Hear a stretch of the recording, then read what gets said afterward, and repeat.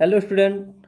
आज इस लेक्चर में हम बात करने वाले हैं आरएनए के बारे में। यानी जो आपका RNA as a genetic material, उसके साथ साथ इसके और सारे भी काम हैं और कितने टाइप्स होते हैं, इन सब के बारे में इस लेक्चर में हम जानने वाले हैं। पिछले लेक्चर में हमने जेनेटिक मटेरियल की बात कर रखी थी, साथ में सेंट्रल डोग्मा क्या होता है, ठीक है, इन सब के बारे में चर्चा की थी। इस लेक्चर में देखें, जो आरएनए की बात करना है हमें। आरएनए मैंने आपको पहले बता रखा है कि ये जेनेटिक मटेरियल की तरह भी काम करता है, लेकिन जेनेटिक मटेरियल का वर्ग सिर्फ कुछ वायरसेस में है। वो भी जो ऐसे विषाणु, ऐसे वायरस जो पौधों के इन्फेक्ट करते हैं, यानी कह सकते हैं पादप वायरस में ही ये जेनेटिक मटेरियल की तरह कार्य करते हैं। मैक्सिमम वहाँ ज़्यादातर जो आपके जेनेटिक मटेरियल क्या होते हैं, डीएनए होते हैं।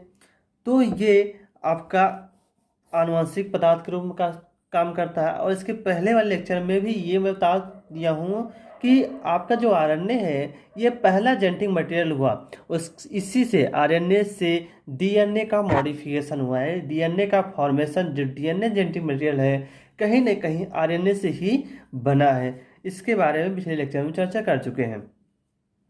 उसके बाद कहते हैं जो आपका आरएनए है ये जेनेटिक मटेरियल के साथ साथ आपके रिएक्शंस में, मेटाबॉलिक जो रिएक्शंस हैं उसमें, मेटाबॉलिक रिएक्शन कैसे यूज होता है। देखो, एक तो ये एंजाइम भी बनाते हैं आरएनए, राइबोजाइम नाम की एंजाइम बनाती है जो डायरेक्ट रिएक्शन आपकी प्रोटीन सिंथेसिस में इन्वॉल्व होती है। इसके साथ साथ जो आपका डीएनए होता है वो मैसेज आपको आरएनए को देता है। आरएनए उस मैसेज से प्रोटीन का फाइनली फॉर्मेशन करवाता है, और प्रोटीन ही आपके मैक्सिमम एंजाइम होते हैं। आप इस कहीं नोट कर लीजिए, आपके मैक्सिमम जो प्रोटीन होते हैं, जो एंजाइम होते हैं, मैक्सिमम जो एंजाइम होते हैं वो प्रोटीन के बने होते हैं। तो डीएनए ने मैसेज दिया आरएनए को, आरएनए लाके प्रोटीन सिंथेसिस करवा रहा है, और प्रोटीन ही क्या है, एंजाइम। और आपको पता है आपकी बॉडी में जितने भी रिएक्शंस चलते हैं सब के सब एंजाइमेटिक होते हैं। यानी आपकी बॉडी में जितने भी रिएक्शंस चल रहे हैं सबको एंजाइम की ज़रूरत पड़ती है। तो हम कह सकते हैं इसकी आवश्यकता पड़ती है मेटाबॉलिक रिएक्शंस में, ट्रांसलोकेशन में। आप देख रहे हैं कैसे ये आरएनए आपके मैसेज, डीएनए से मैसेज को ला रहा है। डीएनए कहाँ होता है, केंद्रक में, जबकि आरएनए कहाँ होता है, ये आपकी होती है कोशिका द्रव्य में। ठीक है, तो ये कोशिका द्रव्य बोलो, साइटोसॉल बोल दो, क्योंकि साइटोसॉल क्या होता है मैंने आपको बताया था। आपका ये हुआ सेल, देखिए ये आपका सेल, इसके अंदर केंद्रक होगा, इसी में डीएनए होगा। तो देखिए इसमें आपके ढेर सारे सेल ऑर्गेनल्स होंगे, सेल ऑर्गेनल्स में माइटोकॉन्ड्रिया होंगे, और प्लांट सेल है, क्लोरोप्लास्ट भी होगा, ठीक है, माइक्रोबॉडी, स्पोरोसोम, राइबोसोम, ये सारी चीज़ें होंगी। ठीक है, इन सबको निकाल दो। इसमें जो लिक्विड भाग है, लिक्विड भाग को क्या बोला जाता है, साइटोसॉल। सेल ऑर्गेनल्स कोशिकांग हो गए प्लस साइटोसॉल, ये मिला के आपके आपके कोशिका द्रव्य बनाते हैं। ठीक है, साइटोप्लाज्म बनाते हैं। तो जो आप आरएनए कहाँ पता है, साइटोसॉल, इसी लिक्विड में तो पड़ा होता है आरएनए ना। तो आरएनए कहाँ होता है, साइटोसॉल में। और डीएनए कहाँ होता है, केंद्रक में। यानी डीएनए से मैसेज आरएनए लाता है आपके साइटोसॉल में।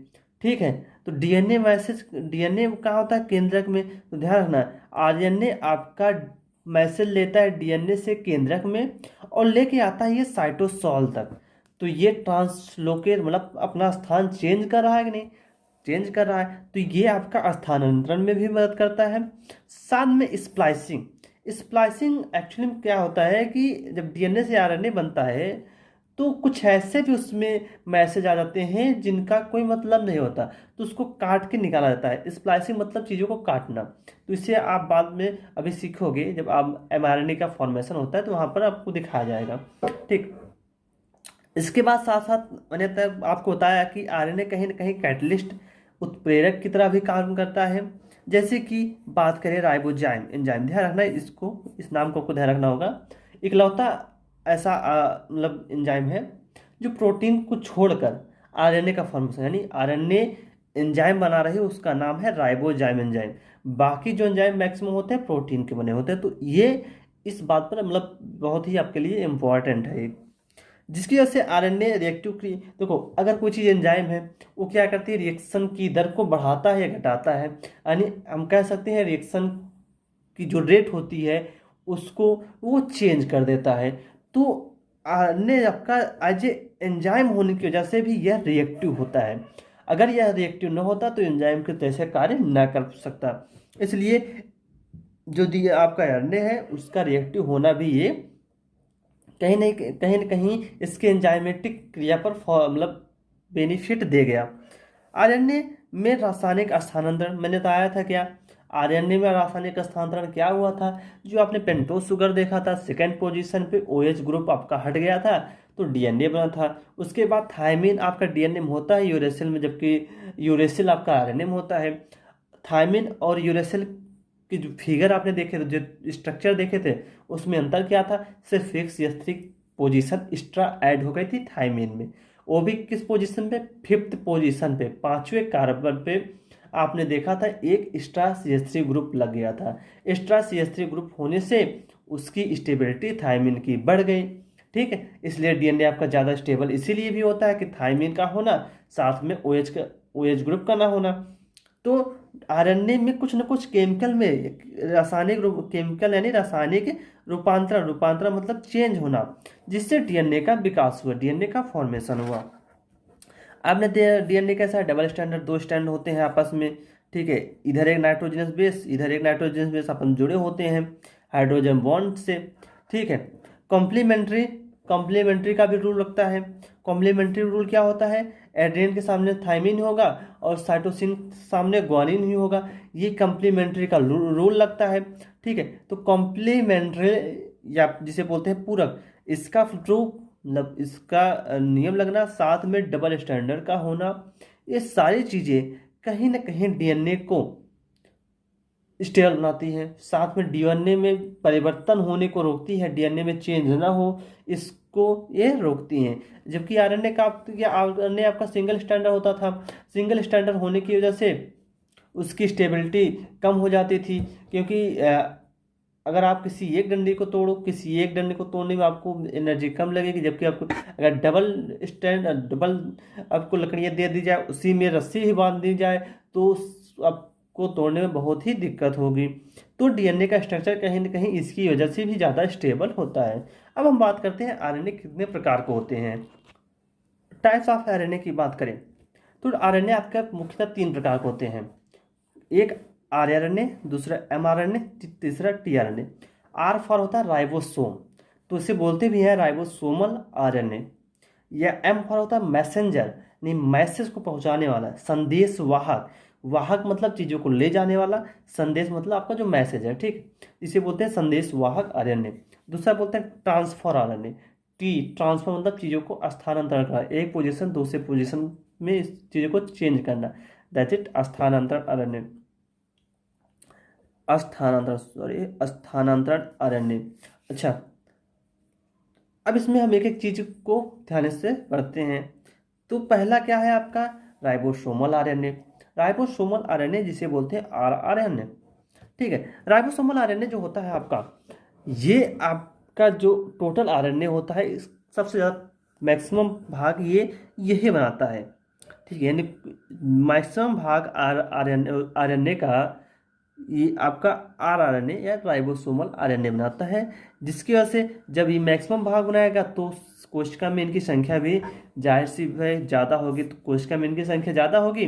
ये 80 से 90% भाग बनाते हैं टोटल आपके आरएनए का। एक बात ध्यान रखना इसका, आरएनए जो होता है ये आपकी राइबोसोम बनाने में मदद करती है। यानी आरआरएनए या राइबोसोमल आरएनए इसीलिए कहा गया है क्योंकि आरआरएनए राइबोसोम से मिलकर आपकी प्रोटीन सिंथेसिस करवाती है, प्रोटीन का फॉर्मेशन करवाती है। तो आप ऐसा भी कह सकते हो, जो आपका राइबोसोम होता है, राइबोसोम आपका बनता ही है आरआरएनए से। अगर राइबोसोम की बात करें, राइबोसोम का फॉर्मेशन होता है आरआरएनए से, प्लस इसमें कुछ प्रोटीन्स, यानी कुछ प्रोटीन और आरआरएनए मिल जाए तो आपका राइबोसोम जाके बनता है। ठीक है, तो राइबोसोम का फॉर्मेशन कैसे होता है, आरआरएनए प्लस कुछ प्रोटीन्स मिलकर राइबोसोम बनाती हैं। अब यही राइबोसोम जो बनी ये आपकी प्रोटीन बनवाती है, प्रोटीन की सिंथेसिस करवाती है। ठीक है, तो आरआरएनए राइबोसोम में उपस्थित होता है, जो प्रोटीन बनवाता है। तो ऐसा अच्छा होगा, आप ऐसा लिखना, आरआरएनए, प्रोटीन, ये दोनों मिलकर आपके आर राइबोसोम का फॉर्मेशन करती हैं और यही राइबोसोम आपकी प्रोटीन को बनवाता है। ठीक, अब कहते हैं जो आपकी प्रोटीन सिंथेसिस होती है, ये आपका राइबोसोमल आरएनए, ये मेनली किस में यूज होता है? प्रोटीन सिंथेसिस में। ठीक है, अब कहते हैं कि जो कि प्रोकैरियोटिक होते हैं, इनकी कोशिकाओं में इनकी संख्या 15,000 से 75,000 होती है। वहीं यूकैरियोटिक, जिसे बोलते हैं सुकेंद्रकीय कोशिकाओं में, लाखों में इनकी संख्या होती है। आरएनए की संख्या, यानी प्रोकैरियोट्स में आपके जो आरएनए होते हैं उनकी संख्या कम होती है, जबकि यूकैरियोट में आरएनए की संख्या ज़्यादा होती है। वहीं अगर प्रोकैरियोट की बात करें, प्रोकैरियोट या यूकैरियोट साथ में एक चीज़ ध्यान रखना, जो कि प्रोकैरियोट्स होते हैं और माइटोकॉन्ड्रिया प्लास्टिड, माइटोकॉन्ड्रिया आपका होता है, ये एनिमल सेल और प्लांट सेल में दोनों होता है, लेकिन जो प्लास्टिक होता है सिर्फ किस में होता है? प्लांट सेल में। ठीक, एनिमल सेल में नहीं होता, ये अब ध्यान रखना। कहाँ होता है? सिर्फ प्लांट सेल में। प्लांट, नोटिस करने वाली बात यह है, जो प्रोकैरियोट्स होते हैं, माइटोकॉन्ड्रिया होते हैं, प्लास्टिड होते हैं, इनका लगभग लगभग जेनेटिक मटेरियल, क्योंकि माइटोकॉन्ड्रिया प्लास्टिक, इनमें भी डीएनए होता है, ध्यान रखना। आपके लिए अगर नया पॉइंट हो तो लिख लेना, माइटोकॉन्ड्रिया प्लास्टिड में खुद का डीएनए होता है। ये दोनों हालांकि सेल के अंदर हो, यूकैरियोटिक सेल में होती है, प्रोकैरियोटिक सेल में तो होती नहीं दोनों। ठीक है, यूकैरियोटिक सेल में होती हैं और यूकैरियोटिक सेल के अंदर ये प्लास्टिक और माइटोकॉन्ड्रिया होती हैं, और साथ साथ में इनके अंदर खुद का अलग से डीएनए होता है, और इनका जो डीएनए होता है वो प्रोकैरियोटिक डीएनए की जैसा होता है। प्रोकैरियोटिक डीएनए में को न्यूक्लियोटाइड कहा गया क्योंकि उसमें केंद्रक नहीं होते थे, ध्यान है आपको। ठीक है, न्यूक्लियोटाइड के अंदर आपका डीएनए होता था, वो सिंगल होता है, आपका सिंगल होता था, सर्कुलर होता था, डबल स्ट्रैंडेड डीएनए होता था। प्रोकैरियोट में जो डीएनए होता था वो सिंगल होता है, ठीक है, सर्कुलर होता है, डबल स्टैंडर्ड डीएनए होता है। वैसे डीएनए आपका लगभग लगभग डबल स्टैंडर्ड होता है, तो ध्यान रखना, सिंगल, सर्कल, सर्कल वाला होता है। ठीक है, आपको मैंने स्ट्रक्चर भी दिखाया था, सर्कुलर होता है, एक लीनियर होता है। तो हम लोगों में क्या है, ह्यूमंस में लीनियर होता है, लेकिन प्रोकैरियोट्स में, यूकैरियोट में भी लगभग लीनियर ही होता है, लेकिन प्रोकैरियोट में आपका सिंगल होगा, सर्कुलर होता है, डबल स्टैंडर्ड डीएनए होगा। और ध्यान रखना, माइटोकॉन्ड्रिया प्लास्टिक का डीएनए भी सेम ऐसा ही होगा। तो क्वेश्चन पूछा जाता है कि प्रोकैरियोट, माइटोकॉन्ड्रिया, प्लास्टिक, इनमें कौन सा डीएनए प्रेजेंट होगा, तो आपको बताना पड़ेगा माइटोकॉन्ड्रिया प्लास्टिड में जो डीएनए होता है वो सेम एज प्रोकैरियोट के जैसा होता है, सिंगल होगा, सर्कुलर होगा, डबल स्टैंडर्ड डीएनए होगा। जबकि यूकैरियोट का डीएनए लीनियर होता है, वो डबल स्टैंडर्ड डीएनए होता है यूकैरियोट का। ठीक है, अब कहते हैं जो राइबोसोम होते हैं, एक 70S राइबोसोम आपने सुना होगा, एक 80S राइबोसोम होता है। प्रोकैरियोट में 70S राइबोसोम पाए जाते हैं। इसके साथ साथ ध्यान रखना, प्रोकैरियोट के साथ साथ माइटोकॉन्ड्रिया, माइटोकॉन्ड्रिया और साथ में प्लास्टिड, माइटोकॉन्ड्रिया प्लास्टिड, इन दोनों में भी 70S राइबोसोम पाया जाता है। ठीक है, तो इसीलिए माइटोकॉन्ड्रिया कहते भी हैं, माइटोकॉन्ड्रिया और प्लास्टिड एक्चुअली में ये प्रोकैरियोटिक सेल से ही बने हैं। ठीक है, माइटोकॉन्ड्रिया प्लास्टिक एक्चुअली में पहले क्या थे? प्रोकैरियोट सेल, बाद में यूकैरियोट सेल के अंदर आ गए और यूकैरियोट सेल के अंदर ही वर्क करने लगे। तो प्रोकैरियोटिक, माइटोकॉन्ड्रिया, प्लास्टिड, इनमें 70S राइबोसोम पाया जाता है। 70S क्या होता है? सेडबर्ग यूनिट, ये डेंसिटी पर डिपेंडेंट होती है, आपने 11th एनसीईआरटी में पढ़ा होगा। और 70S का दो भाग होते हैं, एक लार्ज सब यूनिट और दूसरा स्मॉल सब यूनिट। जो लार्ज सब यूनिट होता है उसमें आपका 50S पाया जाएगा और दूसरा 30S। वहीं यूकैरियोट जो 80S होता है उसका एक लार्ज सब यूनिट 60S और सेकंड होगा 40S। आप इसको जोड़ने की गलती न कीजिए कि 50-30 जोड़ दिए 80 हो गया, यह गलत बात है। ये प्रोकैरियोटिक 70S, यूकैरियोटिक 80S, जो 50-30 लिखा गया है ये डेंसिटी पर लिखा गया है।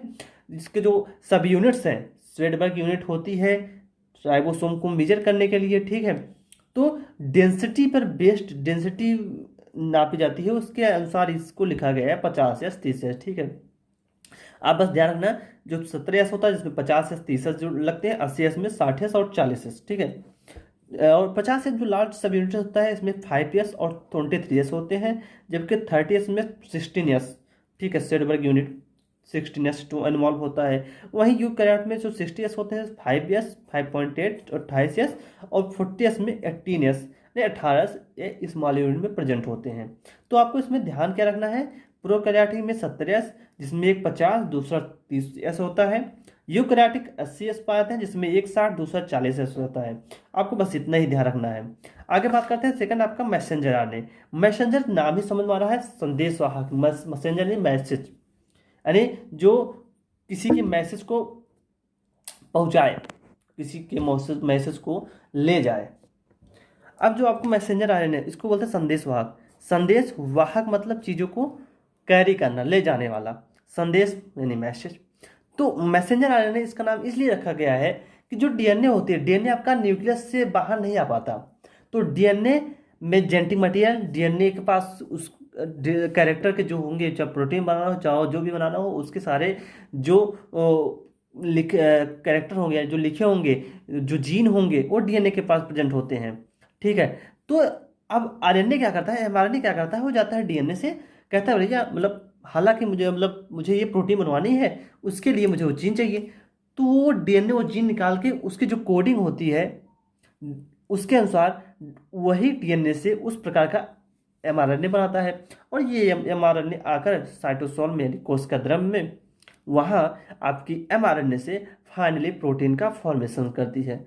तो मैसेंजर आरएनए क्या किया, ये डीएनए से मैसेज लाकर प्रोटीन बनवाती है। अब प्रोटीन बन गए तो मैक्सिमम एंजाइम क्या होते हैं आपके, प्रोटीन के बने होते हैं। तो एंजाइम बन गए। अब एंजाइम जिस रिएक्शन में यूज होना होगा जाएगा, रिएक्शन में यूज हो जाएगा। तो ये सभी आरएनए में 1 से 5% इसका क्वांटिटी, इनका जो नंबर होता है कम होता है, बहुत कम ही होता है, 1 से 5% ही भाग बनाते हैं। उसके साथ कहते हैं यह आरएनए, ये आरएनए डीएनए से, ये आरएनए कामा डीएनए से मैसेज यानी जो प्रोटीन बनवानी है उसके जीन की जो कोडिंग होगी, ठीक है, उसके जीन की जो कोडिंग या न्यूक्लियोटाइड होंगे, उस न्यूक्लियोटाइड के बेस पर एमआरएनए बनवाएंगे। ठीक है। और उस एमआरएनए को कहाँ तक ले जाएगी, कोशिका द्रव्य तक, यानी ऐसा बोलो ना, आरएनए डीएनए से मैसेज कोशिका द्रव्य तक लाएगी। अब उसके बाद राइबोसोम जो होगा, राइबोसोम पर जीन्स के अनुरूप प्रोटीन संश्लेषण के लिए, देखो अब कहते हैं कि जो राइबोसोम है, आरएनए आपका मैसेज लेकर आए, ठीक है, राइबोसोम जो होता है, राइबोसोम ही एमआरएनए से प्रोटीन को बनवाने में बहुत ही मदद करता है। ध्यान रखना, अभी आप आगे सीखोगे प्रोटीन कैसे बनते हैं, तो आप ध्यान रखना, बस इतना ही आपको ध्यान रखना। टेम्पलेट होते हैं, टेम्पलेट एक रीडिंग होती है, टेम्पलेट से रीडिंग की जाती है, ठीक है। तो वहाँ से एमआरएनए बना, फाइनली एमआरएनए से प्रोटीन का संश्लेषण होता है। आगे इसके बारे में डिटेल आप पढ़ोगे, कैसे टेम्पलेट क्या होता है, ठीक है, और कोडिंग कैसे की जाती है, एमआरएनए से प्रोटीन कैसे बनती है, सारी चीज़ें आपको आगे पढ़ना ही है। तो आपको ध्यान रखना है एमआरएनए से प्रोटीन का बनना क्या कहलाता है, ट्रांसलेशन, अनुवाद। अब प्रोकैरियोट में कहते हैं क्या होता है, क्या एक जीन प्रोकैरियोट में जो आपके एमआरएनए होता है, जब डीएनए के पास जाता है, एक जीन से, यानी बोलो एक कोडिंग से एक से अधिक प्रोटीन बनवा सकती है। इसे बोलते हैं पॉलीसिस्ट्रॉनिक। ठीक है, जो सिस्ट्रॉन होता है, ये आधुनिक युग में अब क्या कहते हैं, जीन को ही सिस्ट्रॉन नाम दिया गया है। तो आप ध्यान रखना, जो जीन होता है अब इसे सिस्ट्रॉन कहा गया। सिस्ट्रॉन का है या जीन का है, बात लगभग एक ही है, ठीक है। तो ये संदेशवाहक आरएनए एक से अधिक प्रोटीन बनाने वाली सूचना होती है।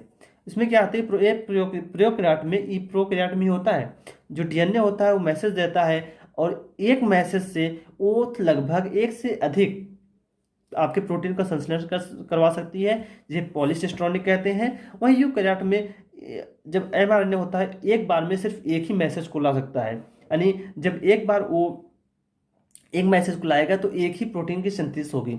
जबकि यहाँ पर क्या होगा, एक जीन एक से अधिक प्रोटीन की सिंथेसिस करने में सक्षम है। यहाँ एमआरएनए एक बार में एक ही टाइप के प्रोटीन बनाने की सूचना लेकर आ सकता है, क्योंकि एक ही टाइप के प्रोटीन बनाने के लिए सूचना को कैरी करने के लिए जिम्मेदार होता है यूकैरियोट में आपका एमआरएनए। उसके बाद लास्ट आपका आता है ट्रांसफर आरएनए, टीआरएनए, या इसे सॉल्युबल आरएनए कहा गया है। ठीक है, इसका नाम क्या है, ट्रांसफर, यानी हस्तांतरण, यानी चीज़ों का क्या करना, ट्रांसफर करना। उसके बाद कहा है घुलनशील, ये आपके आरएनए घुलनशील होते हैं। घुलनशील कहने के सेंस में जब प्रोटीन की सिंथेसिस होनी होती है, जब प्रोटीन की सिंथेसिस होनी होती है तभी ये टीआरएनए आपको दिखाई देंगे, उसके बाद ही आपके टीआरएनए दिखेंगे नहीं, यानी वो घुलनशील हो जाएंगे, आपके जो कोशिका द्रव्य होंगे उसमें घुल जाएंगे, दिखेंगे नहीं, इसलिए इसको सॉल्वर आरएनए भी कहा गया है। टोटल आरएनए का यह 16 से 18% बनाता है, यानी काफ़ी हिस्सा आता है 16 से 18%। ये सबसे छोटे होते हैं, वो घुलनशील अणु हैं, मैंने बताया कि यहाँ घुलनशील होते हैं। इन्हें घुलनशील आरएनए इसीलिए कहा गया है कि जब उनकी जरूरत नहीं होती है, आपको कोशिका द्रव्य में दिखाई नहीं देंगे, एक आपके कोशिका द्रव्य में घुल जाएंगे, जब जरूरत पड़ती है इसका फॉर्मेशन तब जाके होता है। अब जो आपका है इनका 2D स्ट्रक्चर, 2 डायमेंशनल स्ट्रक्चर आप देखोगे मटर की पत्तियों के जैसे। Clover leaf, clover leaf actually आप जो क्लोवर लीफ स्ट्रक्चर होता है, मटर की जो पत्तियां होती हैं आपकी, तीनों पत्तियां देखो कुछ इस तरीके से होती हैं, ठीक है, तो इस तरीके that is clover leaf shape. वहीं ऐसा भी कहा जाता है इसका जो स्ट्रक्चर होता है इन्वर्टेड एल के समान, उल्टा एल के समान भी होता है, आपके बुक में इसका स्ट्रक्चर भी दिखाया गया है, ठीक है। तो ये आपका जो टीआरएनए का स्ट्रक्चर है, एक्चुअल टीआरएनए का स्ट्रक्चर जो आपको पढ़ना है, लेकिन फिलहाल अभी इसके बारे में आपको नहीं बताएंगे, इसके बारे में आपको बताएंगे रेप्लिकेशन ट्रांसक्रिप्शन के बाद, क्योंकि उस वहाँ तक आपको काफ़ी चीज़ें का नॉलेज हो जाएगा, ठीक है। एंटीकोडॉन क्या था, कोडान क्या होते हैं, सारी चीज़ें अब जानने के बाद आपको टीआरएनए का स्ट्रक्चर आसानी से समझ में आ जाएगा। तो आप बस स्ट्रक्चर भी देख लीजिए, इसके बारे में आपको आगे बताऊंगा। और ये आपका जो टीआरएनए का ये दूसरा स्ट्रक्चर है, टीआरएनए का ये दूसरा स्ट्रक्चर है जो आपके बुक में दिया गया है, मैं आपको उसको दिखा रहा हूँ। ये आपका टीआरएनए का स्ट्रक्चर है, ये भी क्या है, टीआरएनए। ये अगर इसे आप उल्टा कर दो, ये आपको उल्टा एल नहीं लिख रहा है, उल्टा एल, ये एल को पलट दो तो ये उल्टा एल की जैसे दिख रहा है, इसीलिए इसको क्या कहा गया है, इन्वर्टेड एल। तो ये टीआरएनए मॉलिक्यूल संरचना इन्वर्टेड एल जैसे भी होते हैं। तो क्या करना है, टीआरएनए आपका क्लोवर लीफ शेप और ये आप इन्वर्टेड एल के जैसा ही होता है। ये क्वेश्चन बेहद ही इंपॉर्टेंट है पूछे जाने के लिए, यानी एक एग्जाम में क्वेश्चन यहाँ से पूछे जा सकते हैं। तो इनका जो 2D स्ट्रक्चर होता है टीआरएनए, वो क्लोवर लीफ शेप जैसा होता है।